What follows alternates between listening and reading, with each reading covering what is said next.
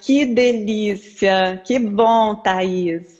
Ai, que bom, eu atualizei, tá? Atualizei Ah, rapidinho, é? tá? Que bom. Ai, Thaís, seja bem-vinda. Eu sei que sua rotina é obrigada. super corrida, né? Hospital e tal, paciente e tudo mais.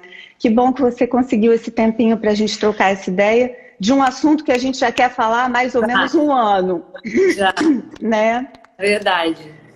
Você, como médica, está aí lidando com essa loucura que está sendo a rotina dos hospitais, né, de clínicas e tudo, e da saúde como um todo, mas principalmente da saúde mental, Aham. né, Thaís? Eu queria que você depois falasse um pouquinho para a gente sobre isso, e principalmente, Thaís, sobre como isso vai refletir, como é que isso vai reverberar daqui a 5, 6, 7 anos, né, o impacto disso tudo, né, em relação à saúde mental das nossas crianças, adolescentes, jovens, enfim, né? Ninguém sabe ainda. Então, esse assunto ele é extremamente relevante Sim, para isso que a gente está falando. Então, eu queria que primeiro você, né, desse um oi e tudo para a gente depois entrar aí. tá É bom. contigo. Oi, pessoal, minha mãe entrou vi aqui. Que bom, bem-vinda. Obrigada, Ellen, pelo convite. É um tema que eu gosto muito de falar, rede oral do modo padrão. E aí, primeiro, eu sou a Thaís, eu sou médica, me formei em psiquiatria. E aí, depois, eu trilhei os caminhos que tinha ressonância com o meu coração e eu fui seguindo. Então, eu fiz a Mindfulness, eu fiz psicologia junguiana, eu fiz formação em AIM. E tô aí pra vida, pro que ela me chamar, eu vou, né? Se fizer sentido. E a rede neural foi uma coisa também que apareceu logo no começo, quando eu entrei num curso de Mindfulness para fazer a formação. Eu falei, gente, o que é isso? Essa rede que eu nunca tinha ouvido falar, né? Nem no curso de medicina, nem na psiquiatria, né? Eu fiz lá na Santa Casa de São Paulo. E ninguém nunca falou sobre isso. Eu falei, gente, isso é muito incrível. É uma rede que merece a nossa atenção mesmo, assim, a gente precisa entender, tanto como médicos, como psiquiatras e também como pessoas, né? Como Uhum. todo mundo precisa entender melhor, porque ela faz muito parte da nossa saúde mental, do nosso dia a dia. Então, assim, já chegando para contextualizar, né, o que é essa rede? Já posso começar? Pode, eu só queria, antes de você começar a contextualizar, Thaís, você falou um negócio muito interessante. Dentro da academia, né, das faculdades, das universidades de medicina, não se fala nisso. E aí eu vou fazer um paralelo aqui, dentro das universidades de psicologia, também eu nunca vi a psicologia integral, o pensamento integral. Fala-se pouco de Jung, fala-se Sim. quase nada de psicologia transpessoal, e a gente precisa abrir esse caminho, porque a evolução da comunicação, a evolução da tecnologia como um todo, está tão à frente daquilo que o estudo, o ensino formal e a ciência de uma forma geral ela está indo mais lento do que a nossa vivência, né? Então, a psicologia também. Quando as pessoas que estão aqui sabem, tem um monte de aluno meu aqui, eu desenvolvi um método que se chama abordagem integral sistêmica, e na abordagem integral sistêmica, onde eu formo terapeutas, a gente usa muito porque é fundamentado no pensamento integral, na psicologia integral, e basicamente nos processos que estão associados à rede de modo padrão. Então, esse Olha, assunto é extremamente relevante. Todas as técnicas dentro da abordagem integral sistêmica são estruturadas em cima do simbólico, e o aham. simbólico está totalmente dentro dessa esfera, né, dessa postura que a gente precisa ter para ativar ou para despotencializar essa rede, que aí você vai explicar. Sim. Enfim, então esse assunto, para quem é meu aluno, vai entender isso e a gente vai destrinchar esse negócio. Pode começar aí a contextualizar isso. Ah, muito legal o que você falou, porque realmente faz todo sentido, né? Tanto na faculdade de medicina, quanto na psiquiatria, na psicologia, a gente não tem tanta coisa relacionada a isso, então a gente tem que correr atrás, né? Terminou a Tem. formação e a gente vai atrás e vai encontrando o caminho que é mais autêntico, né? Então, a rede neural do modo padrão, ela também é chamada de rede do eu, tá, gente? e também rede neural narrativa. E isso diz muito sobre ela. Esses dois nomes que os cientistas acabaram dando assim, de forma prática e foi surgindo esses nomes. Mas ela fica basicamente na região central do nosso córtex cerebral, tá? E está incluído algumas regiões, que nem cabe aqui falar, que são algumas de nomes mais complexos. Mas, basicamente, né, a rede neural do modo padrão, ela tem a ver com esse modo padrão que a gente vive, nesse piloto automático do fazer, pensar, controlar, né, e não do sentir. Então, nesse que a gente acorda e já vive, tem que fazer, e agora eu tenho que fazer aquilo, e escova o dente pensando na roupa que vai vestir, tomar banho pensando no que vai fazer de almoço. E a rede fica ativada nesses momentos, né? Ela é a rede do eu, porque ela está muito ligada à autorreferência e ao eu conceitual. Então, eu, Thaís, médica, filha da minha mãe, né, que é desligada, que é isso, que tem uma história de vida. Então, esse eu conceitual está muito ligado a essa rede. E essa rede neural da narrativa. Então, tem relação com histórias, né? Passado, presente, futuro. Essas histórias que a gente conta sobre a gente mesmo, sobre os outros, sobre a vida. E aí a gente se pergunta, então, quando que essa rede ela fica mais ativada? Ela tem relação com várias coisas. Ela fica mais ativada quando a gente não está fazendo nada. Quando a gente simplesmente tá lá no nosso dia a dia, não está focado em nada específico. Então, eu não estou trabalhando em alguma coisa, eu estou lá prestando atenção no que eu estou trabalhando, ou eu estou conversando com alguém prestando atenção no que essa pessoa está falando. Não, eu estou no meu dia a dia, normal, sem fazer nada, e aí essa rede, ela fica. E ela gasta uma energia gigantesca, tá? A energia que ela gasta não é brincadeira. E é não fazendo nada que a gente gasta mais energia. Olha que incrível. Né? Por quê?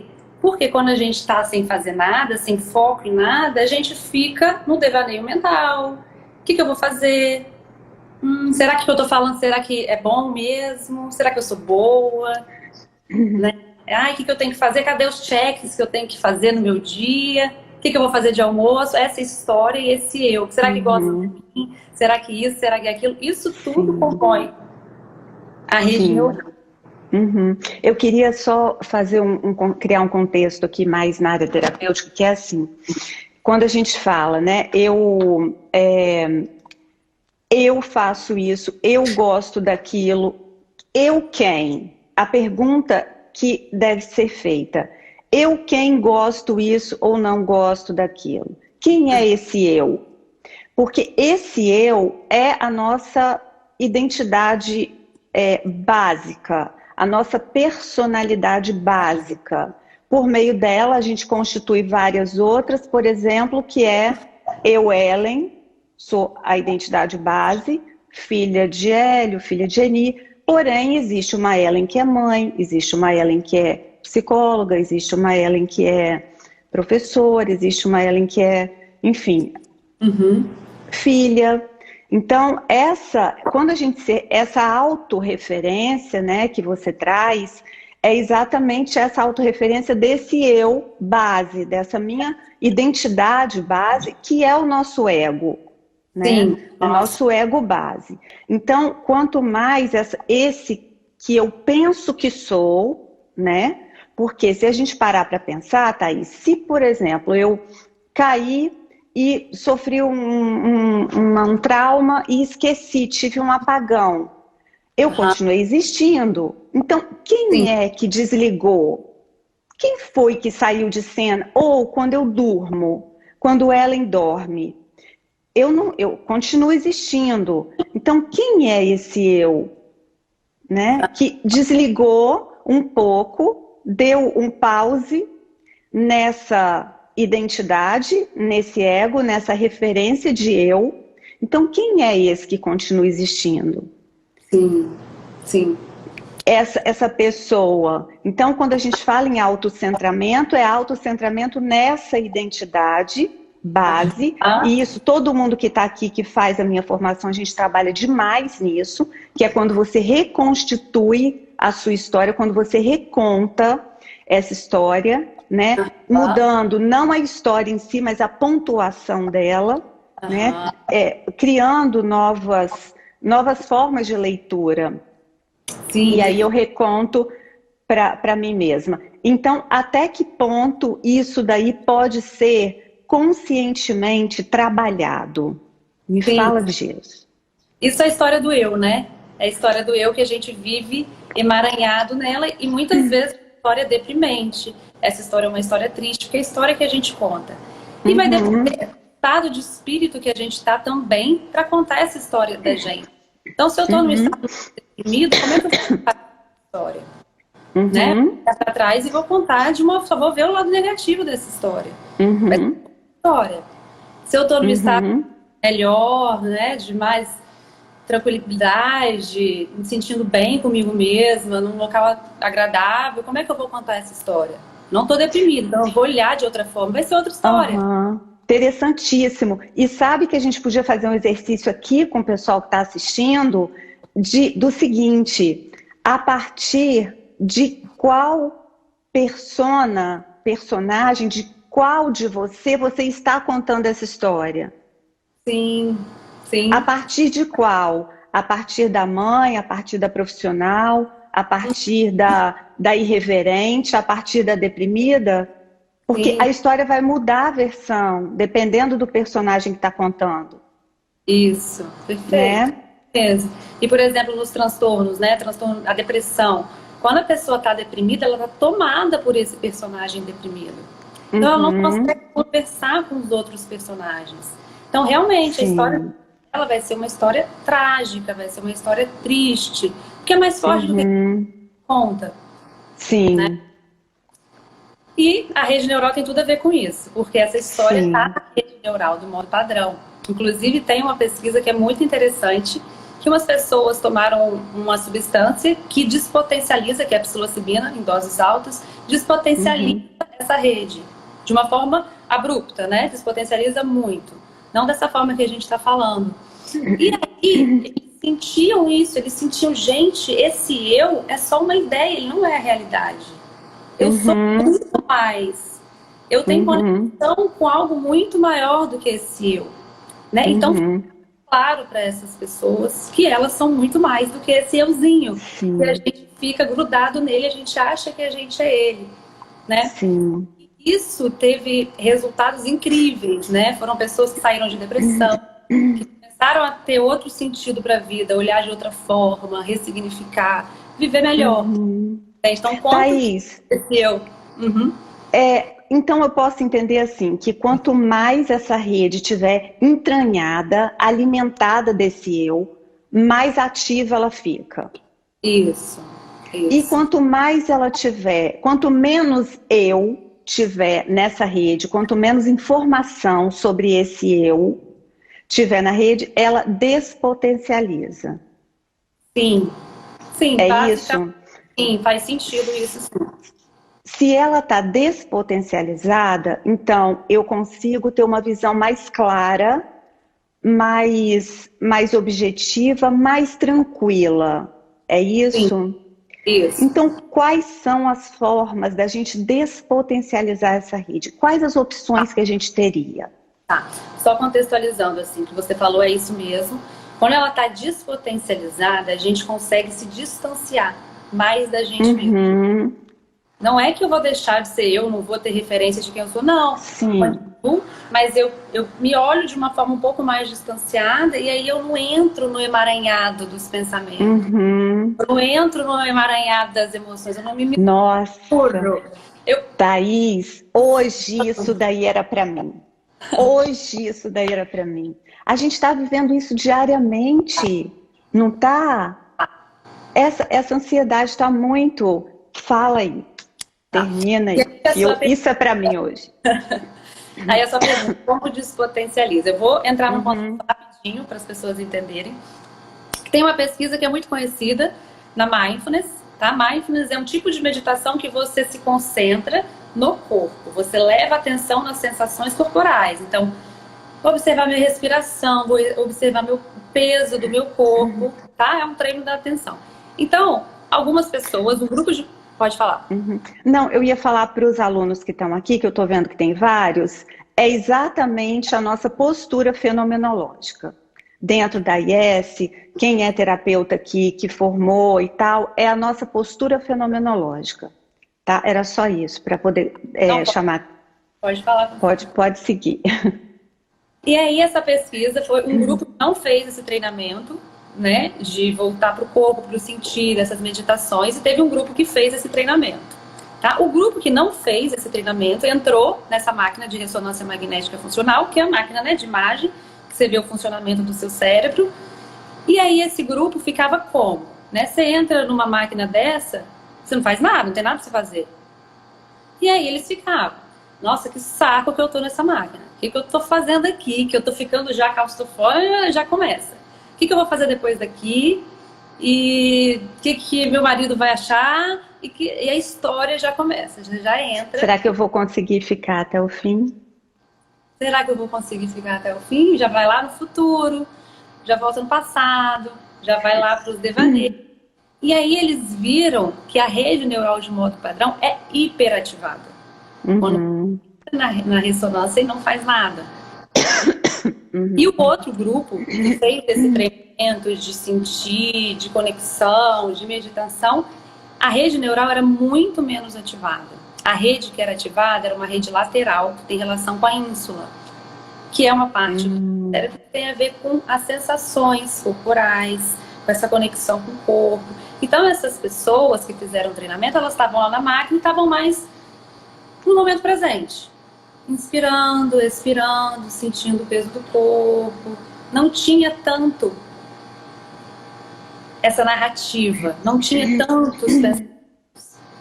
E isso por si só já diminui bem a ansiedade, já melhora a qualidade de vida, né? Já dá um descanso. Você imagina, o grupo que está lá pensando e esse outro que está mais no momento presente, a diferença é enorme.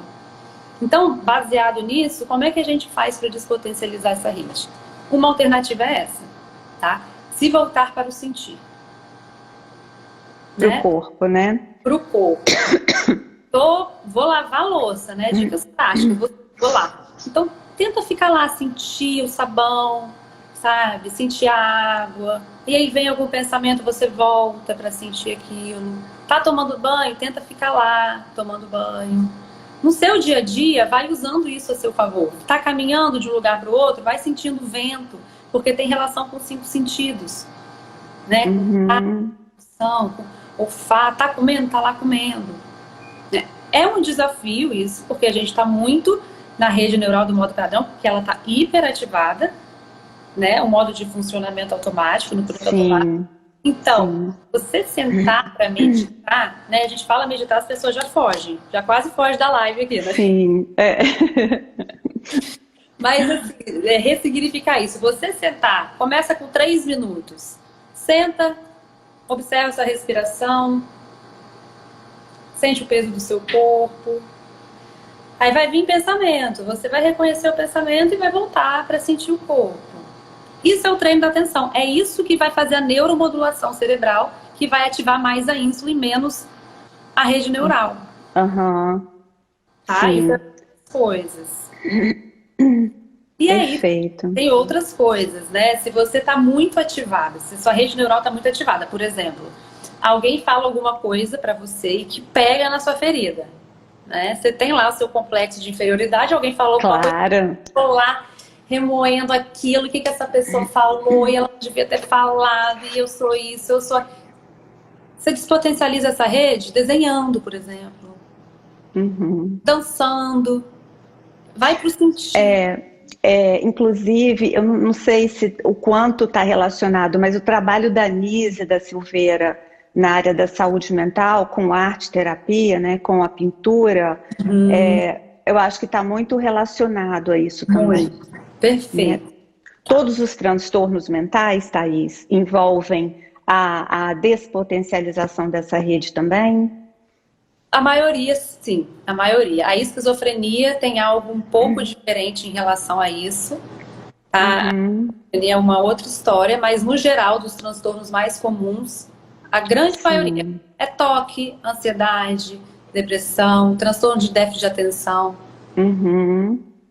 Perfeito. Então, já um direcionamento para o trabalho terapêutico é exatamente observar a despotencialização dessa rede com o trabalho. A respiração também Thaís? Um Muito, trabalho... muito. A respiração, você prestar atenção na sua respiração, né? Ter consciência da respiração, super despotencializa também a rede neural. Sei. Na verdade, Thaís, eu acho que para qualquer trabalho terapêutico, então essa despotencialização vai ser fundamental. Sim, perfeito.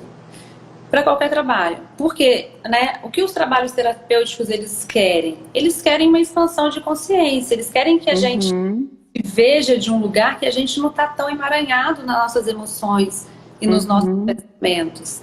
Sabe? Que a gente consiga mesmo ficar um pouco mais distante para conseguir ter atitudes e conseguir responder de uma forma consciente, né? Com menos impulsividade, com mais estratégica, com mais estratégia, né? É uma resposta mais estratégica, um comportamento menos responsivo e mais não só como uma resposta, mas como uma ação, não como uma reação, né? Perfeito, isso. Não como uma reação, uma ação. Então, assim, você começa a ter mais opção de escolha. Porque como a gente está muito emaranhado nessa rede, então você está lá na sua história do eu, né? Alguém cutuca, um ponto fraco seu. Você já vai com tudo. E aí depois você pensa o que você fez, né? Tem opção de escolha. Sim, eu estou relacionando aqui isso para a dieta, né? Agora, por exemplo, que está todo mundo com um pouco de ansiedade, então isso é perfeito, porque esse é o tipo do exercício que vai trazer, porque é muito engraçado, porque é como se fosse assim, sabe quando você está com fome e você chega em casa, você come qualquer coisa que tem, você não tem critério para escolher, você começa do que é mais fácil e vai chegando até o mais difícil. Não é o que é mais saudável, o que tiver mais fácil de pegar, a gente vai... Então, esse trabalho, ele pode começar exatamente daí, né? Sim. Para a gente aumentar, ampliar esse critério. Para a gente estar mais consciente mesmo, né? Estar mais consciente, saber o que eu penso, saber o que eu faço, saber o que eu faço, né? Isso serve também, Thaís, na minha visão, para toda a dinâmica da dependência emocional, por exemplo. Sim, perfeito. Né?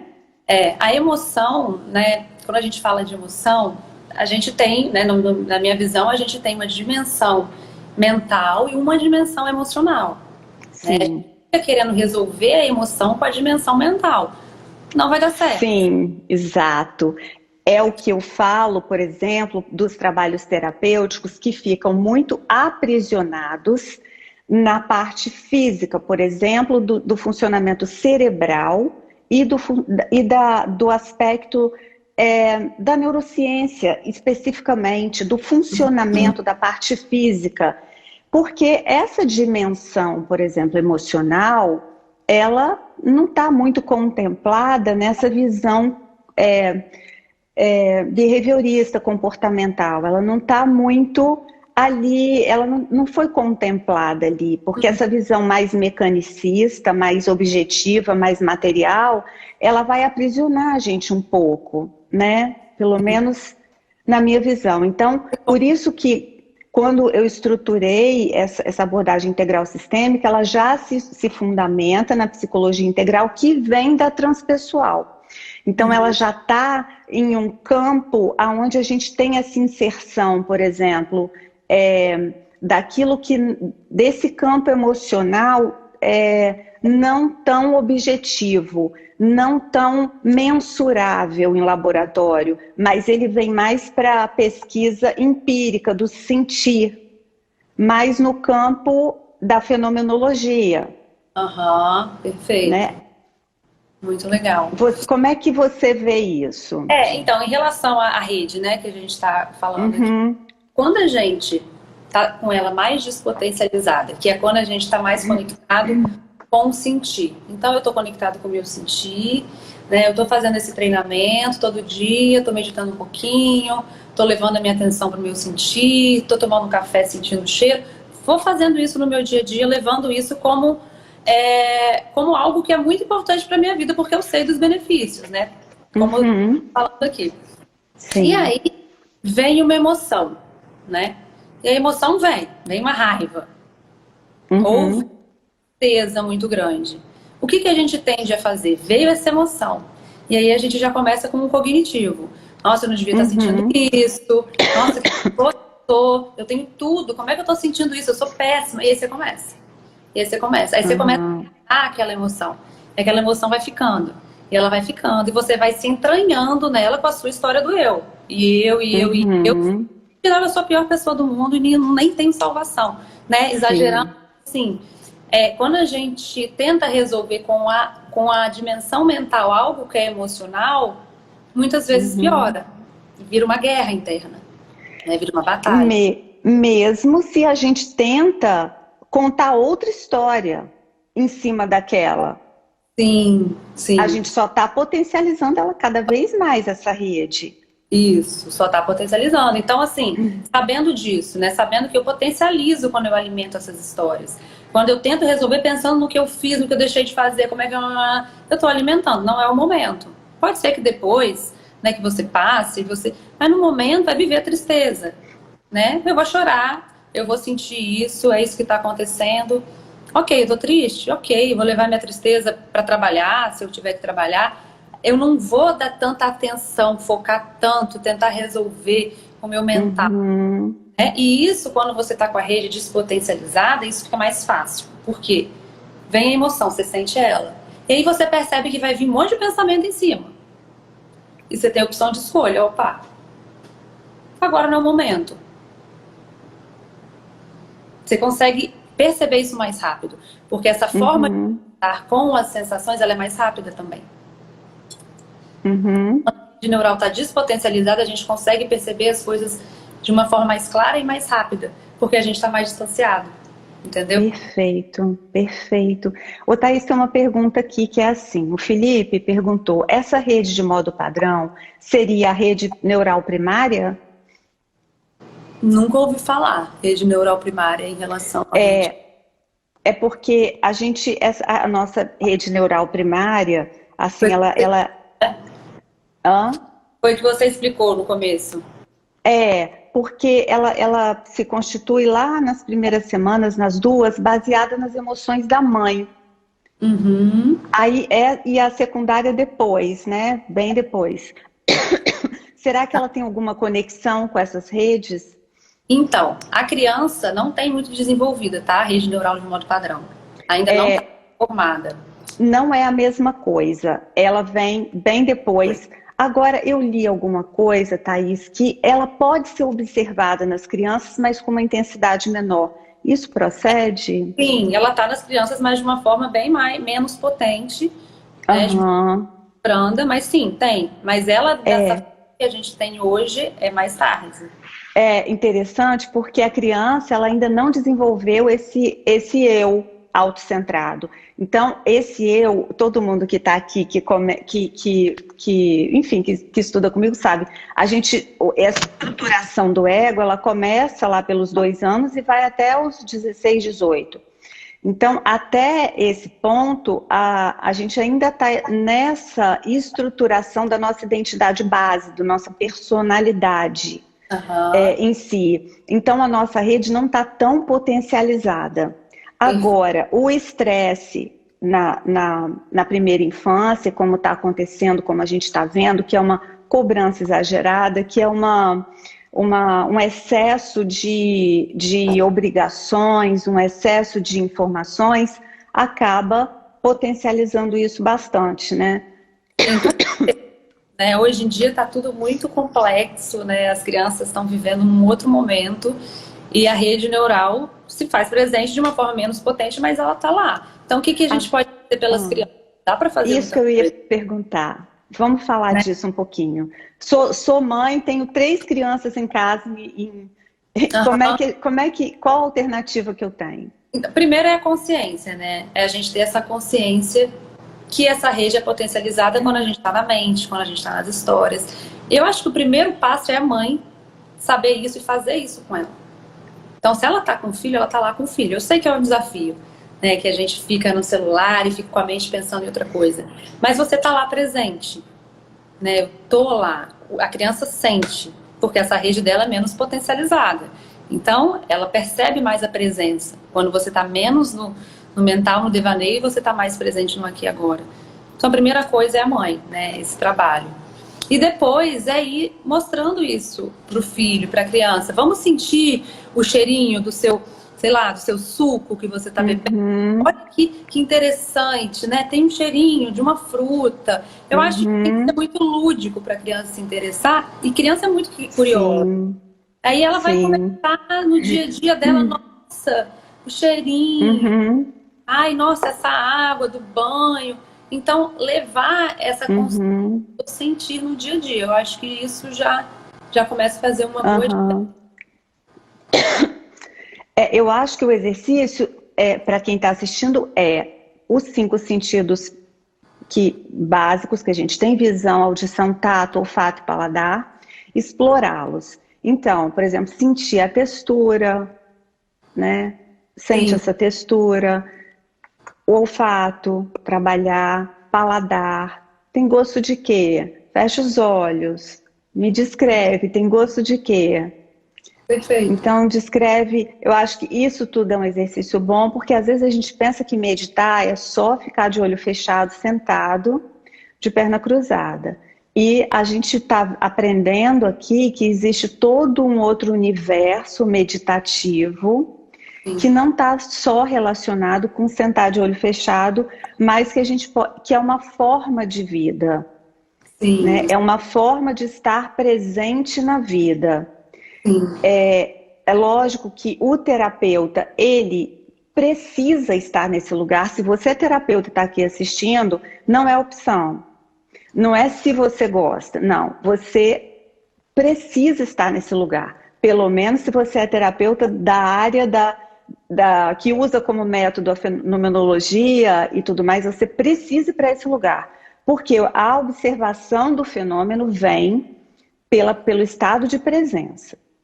Então, quando a gente está nesse lugar dentro da gente, que é essa presença totalmente conectada ali, você vai ter uma observação fenomenológica totalmente diferente de tudo.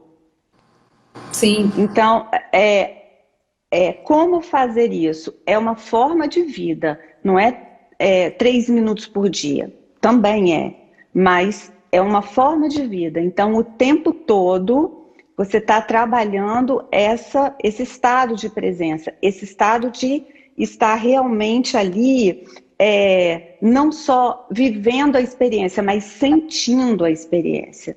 E experimentando de fato aquilo. Isso. Sim. Então, terapeuta não é opcional.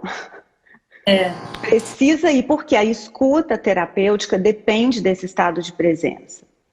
A escuta terapêutica depende de você se conectar com aquela fala, e muitas vezes você vai ouvir o que não foi dito. O que não foi dito com palavras, mas está dito no contexto. Então, é sair do objeto e ir para a experiência.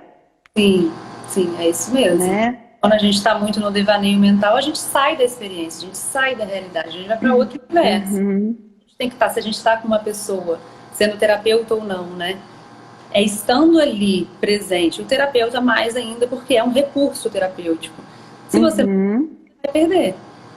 Você não tá você nem cria um campo que na terapia se cria um terceiro campo, né? Sim. Que é o nosso campo de energia, que a ciência já provou que existe. E tem um outro campo que se faz na presença. Né? E como a gente fala, todo mundo precisa ter, é intenção, né? Não é tão difícil. A gente precisa ter sempre a intenção. Porque não é assim, eu tô meditando agora, eu vou ficar presente durante o dia. Não vai. É a gente se lembrar o tempo inteiro, porque a força do piloto automático é muito grande. a gente está nela o tempo inteiro. O inconsciente coletivo está no piloto automático.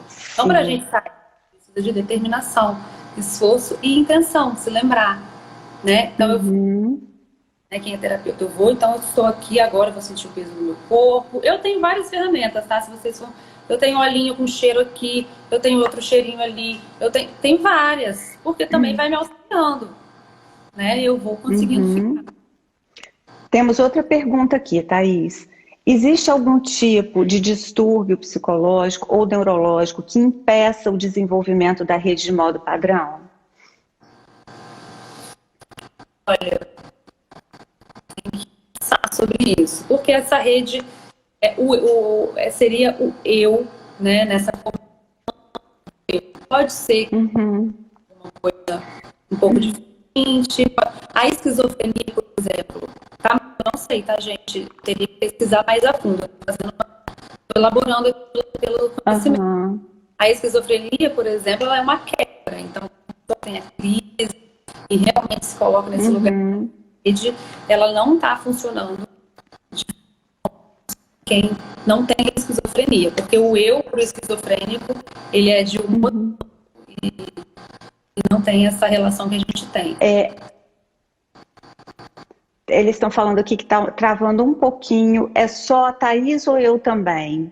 Falhando só a Thaís? Me falem aqui se eu também estou falhando ou não.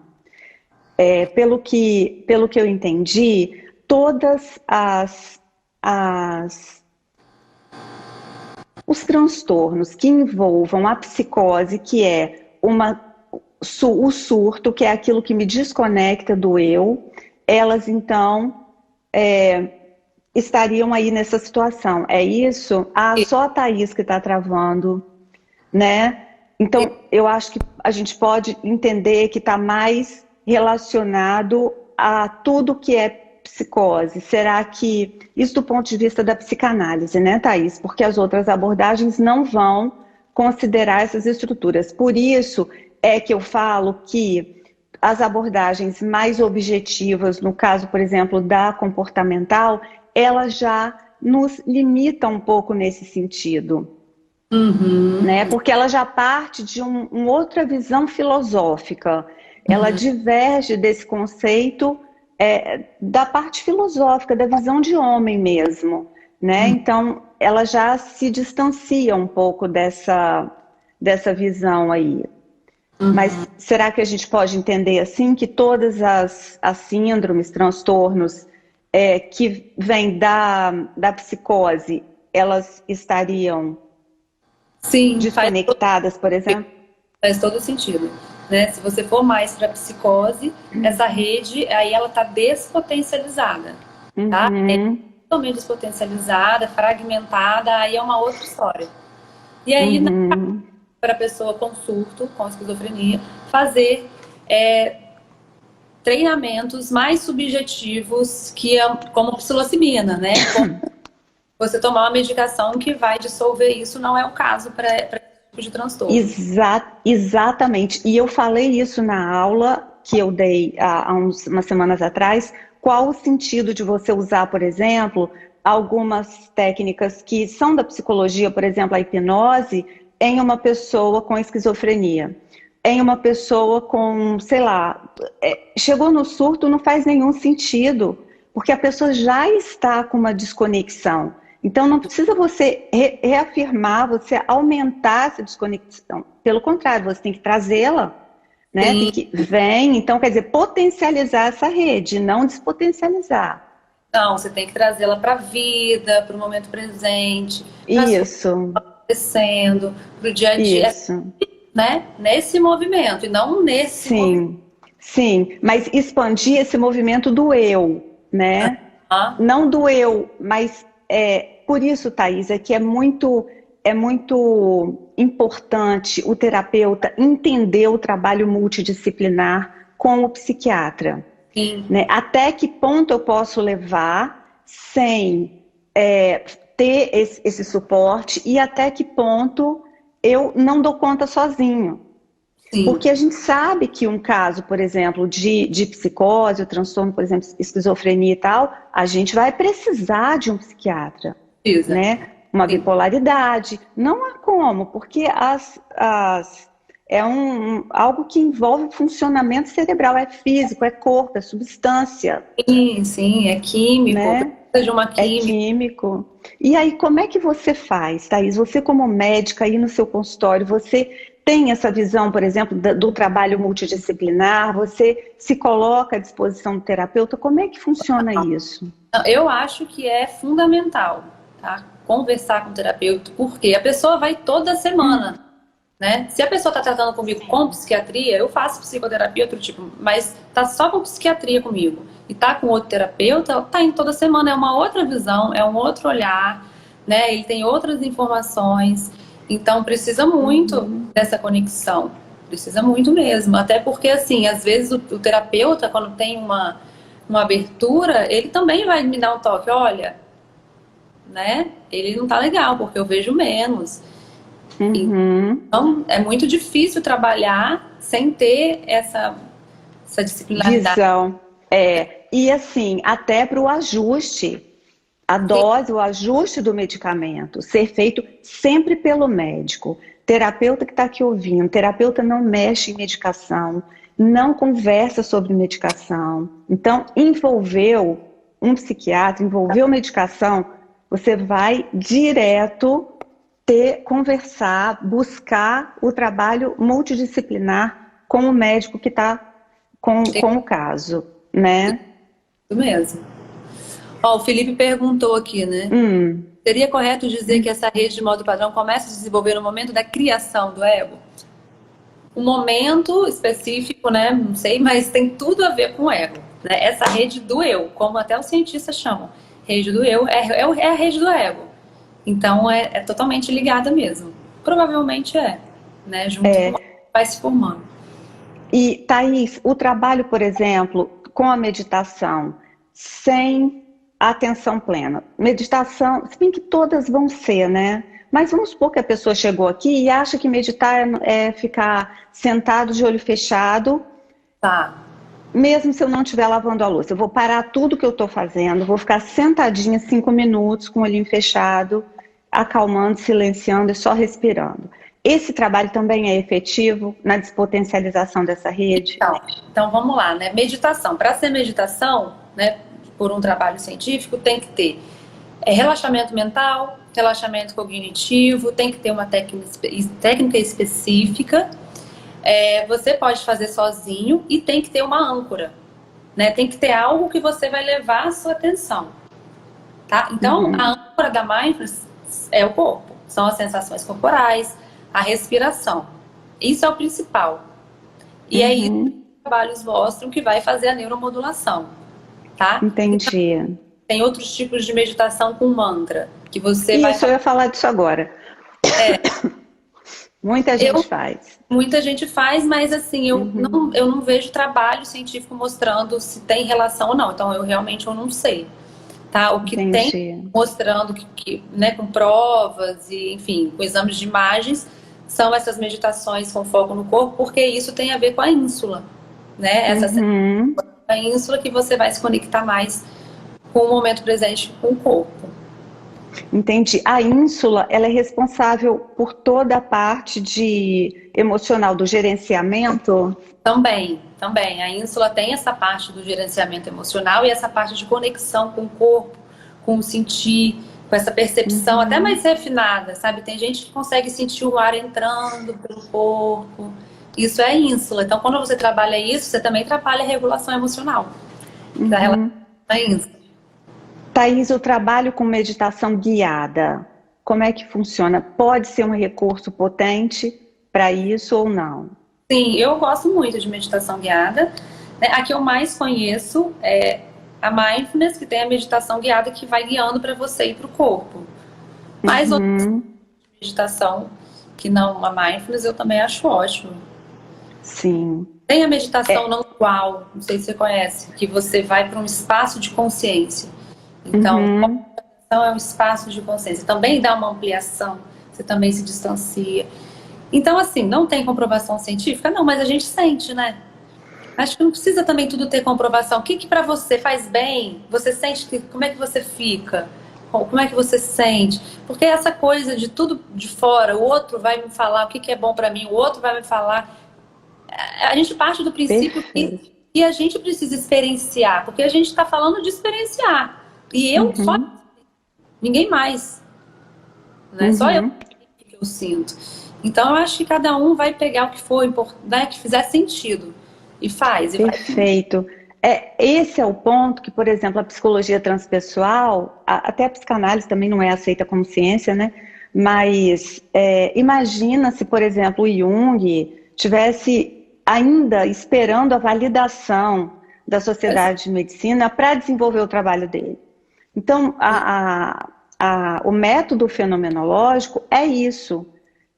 Algumas pessoas criticam por achar que ele não tem esse peso, esse cunho científico, mas ele é efetivo no sentido da experiência, daquilo que eu experimento e que eu vejo que tem um resultado. Então a Sim, questão é essa, a proposta se abra para a experiência e testa, verifica, isso, né?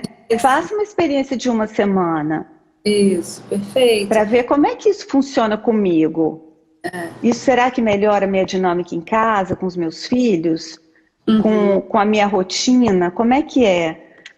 Eu fiz um post sobre TDAH ontem, eu acho.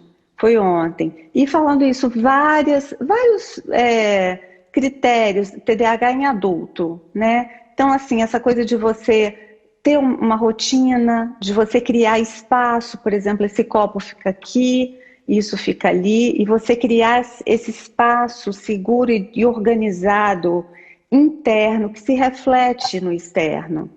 Como Uhum, que isso ajuda a você lidar? Porque algumas coisas são estruturas da personalidade e não vão mudar.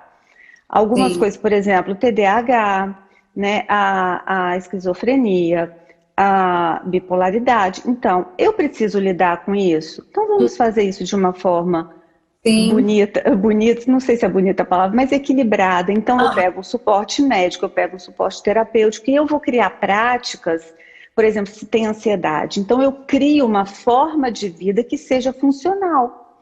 Dentro dessa forma de vida, eu vou encaixar as técnicas que eu escolhi. Então, uhum, talvez eu goste mais de um exercício de respiração.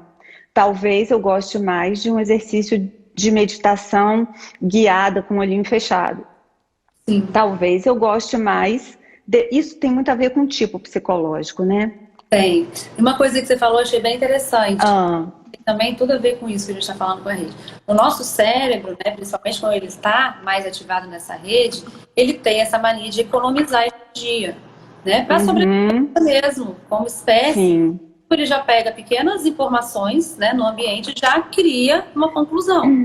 Então a gente está o tempo inteiro julgando antes de fazer, antes de experienciar. É um modo básico Sim. de funcionamento, é um funcionamento padrão, né? A gente está na mente, rotular aquela experiência, já não quero viver ela. Uhum, Ah, não, a ciência falou, ou sei lá, não tem nada. Então a gente está o tempo inteiro. Para a uhum, gente sair disso, como é que a gente faz? Né? Dá um passo para trás. Você percebeu que a sua mente está julgando, porque ela não vai parar de julgar, tá? Ela vai continuar na vida, sim. dia a dia, querendo economizar energia e ser mais efetivo. Então ela vai, Uhum, mas julgou, dá um passo para trás, experimenta, né? Porque isso. vem também desse monte de crença, dessa história do eu, que pode não fazer sentido quando você coloca na vida, né? Na prática. Uhum. Para todo mundo que está assistindo, isso é fundamental. Agora, para o profissional da ajuda, para o terapeuta, para o psicólogo, para o psicanalista, isso é fundamental. Então, que eu convido vocês a tomarem isso como um despertar mesmo, como um chamado, né? Como se nós aqui estivéssemos chamando vocês para essa forma de vida. Experimentem. Amanhã, não, esse final de semana, eu não sei, eu acho que o próximo final de semana a gente tem a próxima turma de formação de terapeutas e se você não se identifica, é porque você não vai ter afinidade. com esse processo, né? Porque todo o processo da abordagem integral sistêmica, ela se estrutura na observação fenomenológica, que está diretamente ligada a essa postura interna de presença. Então, o terapeuta, ele é muito mais potente, ele é muito mais eficiente quando ele sabe acessar esse lugar interno, sim, nele mesmo. E aí, depois, essa conexão acontece. Eu também está acontecendo muito, Thaís, demais. Eu estou recebendo muita mensagem de pessoas querendo terapia. Se você está aqui assistindo e quer terapia comigo, ou me mandou aí, eu já respondi, a gente vai ter uma próxima imersão. Eu faço imersões de atendimento com 10 pessoas. É um grupo seleto, pequeno. E por eu não estar dando conta da demanda de atendimentos por causa das formações.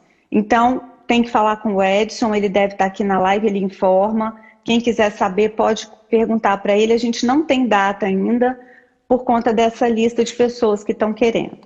Uhum. Tá? E é isso. Se você faz terapia, já entenda que o seu resultado, ele vai aumentar.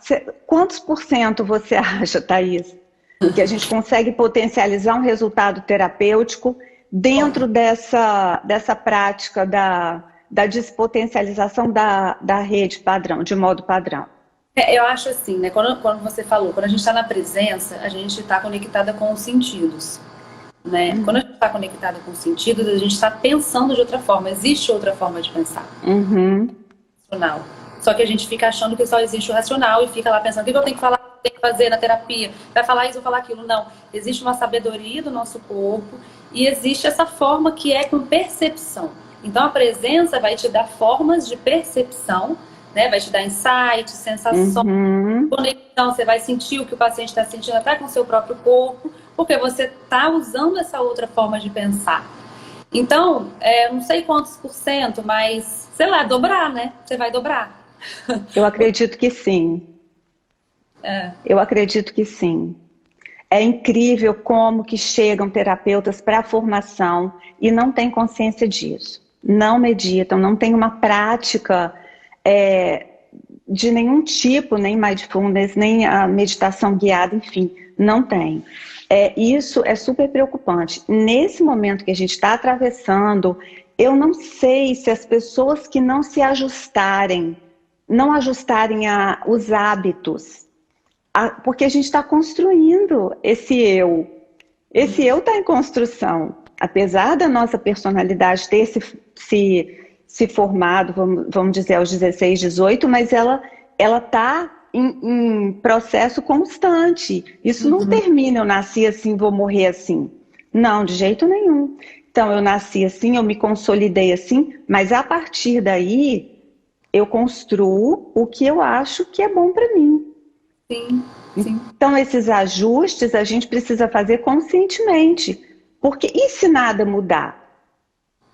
E se isso não acabar? E se essa pandemia durar, sei lá, mais tempo? Como é que vai ser? Então, como é que a gente vai lidar com isso? E com as outras dinâmicas que vêm, que serão decorrentes disso? Né? Né? É tentar dar menos importância, isso tudo a gente vai fazendo e vai dando menos importância, sabe, soltando, não deixando ele ficar travando, né? Porque esse eu, ele é insuficiente, ele se acha muito insuficiente, ele não é capaz, ele tem um monte de travas, né? E a gente vai despotencializando ele, a gente vai conseguindo fluir melhor. Ô, Thaís, quando a gente despotencializa esse eu, né? Quando a gente tira um pouco o motor dele, a gente consegue uma expansão daquilo da consciência, que é aquilo que liga a gente àquele nosso potencial interno, que é a nossa essência, aquele potencial gigante que a gente tem, né? Então, quer dizer, aumenta a produtividade, a criatividade. Você conhece alguma pesquisa que relaciona a criatividade a isso, Thaís? Tem, muitas. Tem? Tem? Felicidade. Fala um pouquinho para mim da felicidade. Felicidade tem uma pesquisa bem grande, assim, que foi até na revista Science, uma revista bem conhecida, que eles fizeram questionários sobre estar presente, né? Você está fazendo o que você está fazendo, você está focado, né? Sobre divagação mental. Então, você está aqui, mas está pensando no que podia fazer, ou pensando em coisas nada a ver, tá? Mas você não está presente. E sobre felicidade, sensação de bem-estar. E o que eles descobriram é que até o título da pesquisa, uma mente dispersa é uma mente infeliz. Então, quando a pessoa está presente, fazendo o que ela está fazendo, independente aonde ela esteja e o que ela esteja fazendo, tá? Se ela está lá presente, a sensação de bem-estar é bem maior do que quando ela está fazendo uma coisa, pensando no que ela pode fazer lá na frente, ou seja, quando ela não está presente. Então, tem muito mais a ver com o interno do que o externo. Né? A minha sensação de felicidade tem muito mais a ver com, né, o que está acontecendo dentro da minha mente, com o meu foco, a minha atenção. Sim, eu acho uma boa frase para quem está assistindo aqui, deixar a gente marcada. Como é que é? A felicidade tem a ver com o quão disperso, quanto mais disperso, mais feliz. Como é que seria essa frase? A felicidade tem a ver com você estar focado, presente. Então, a sensação de bem-estar tem a ver com a presença, né? Com você estar fazendo o que você está fazendo. Então, uma mente dispersa é uma mente infeliz. Se você tem a mente infeliz, isso. Uma mente não pode ser exatamente. Dispersa. Isso, uma mente dispersa é uma mente infeliz. Uma frase boa para vocês marcarem a gente aqui. E que tem tudo a ver com a rede neural do modo padrão. Sim, sim, totalmente. Até deixar claro, né, que quando você está focado, fazendo alguma coisa, essa rede está despotencializada. Isso é bem importante. Sim, sim. Outra forma de potencializar a rede é fazer o que você está fazendo. Enquanto está fazendo. Perfeito. Quer dizer, o foco e a atenção, eles direcionam... É a direção da felicidade, seria. Né? Que tem muito a ver também, né, Ellen, com a gente estar na vida. Né? Tem uma construção de fugir, de fuga, de ir para o mundo das ideias, de pensar que a fantasia é melhor do que o que a gente está vivendo. E as pessoas... Não. Sim. Perfeito. E isso tem tudo a ver com a construção do processo terapêutico da abordagem integral sistêmica, porque é o que eu falo o tempo todo. É na realidade que se apresentam os caminhos de solução. Se você não está presente na realidade, você também não consegue enxergá-los. Perfeito. Então, só quando você consegue lidar com a realidade como ela é, que você também consegue encontrar as saídas e construir as soluções. Porque é uma construção, e essa construção acontece a partir a partir do momento que você é capaz de lidar com aquilo que é, do jeito que é, sem sim nem não, sem mais nem menos. Sim, legal. E assim, e pensa, quando a gente está presente, o melhor lugar para a gente estar é aqui agora, é no momento presente. Porque a gente está mais conectado com a nossa essência, né? Vem possa de um lugar mais sábio. Quando a gente está na mente e achando que a gente vai resolver, vai conseguir conversar, pensando no que o outro vai falar e imaginando, a gente se perde, né? Mas precisa de uma confiança. Eu preciso, né? E isso também é uma construção. Perfeito, maravilha. Thaís, eu ficava a tarde toda, né? Porque é uma delícia falar disso. Isso tem absolutamente tudo a ver com todo o processo terapêutico que eu ensino, que eu desenvolvi. E, assim, não há, dentro da visão da abordagem integral sistêmica, uma forma de você sair desse circuito se em algum momento você não dissolve as histórias que você construiu a partir dos fatos. E a gente precisa entender isso, que ninguém muda o passado, ninguém muda coisa nenhuma que aconteceu. A gente muda a nossa postura diante disso e a gente muda a narrativa que a gente conta principalmente para a gente sobre aquele fato e sobre aquela história vivida, né? Então, assim, eu acho que a gente ainda tem muito assunto para falar disso, hein? Tem mesmo. Tem muita... A gente pode deixar para falar num outro momento, mas acho que ainda tem muita coisa, muita água para passar debaixo da ponte. Sim, tem outra manga, tem mesmo. Né? Thaís, obrigada. Alguém tem mais alguma pergunta? Eu acho que o Edson está assistindo. Tem o Edson alguma pergunta ainda que não foi respondida? Thaís, você está dando algum curso? Como é que está no Mindfulness? Como é que você está? Terminei a terceira turma que eu fiz, ainda não abri, né? Até espera quem tiver interesse em fazer, mas aí não sei a data, mas pretendo abrir sim. Tá. Então vocês que estão assistindo podem te seguir no Instagram. Você comunica por ali mesmo as turmas? Sim, por lá. Ótimo. Então já sigam a Thaís para ficar de olho quando abrir turma. Já deixa lá o seu nome para formar a próxima turma. Eu quero fazer a próxima. E vamos, a gente tem amanhã a gente tem o último final de semana da turma Master e a gente tem próxima turma de formação e abordagem integral sistêmica é dia 29, 30, 1 e 2, que são 4 dias.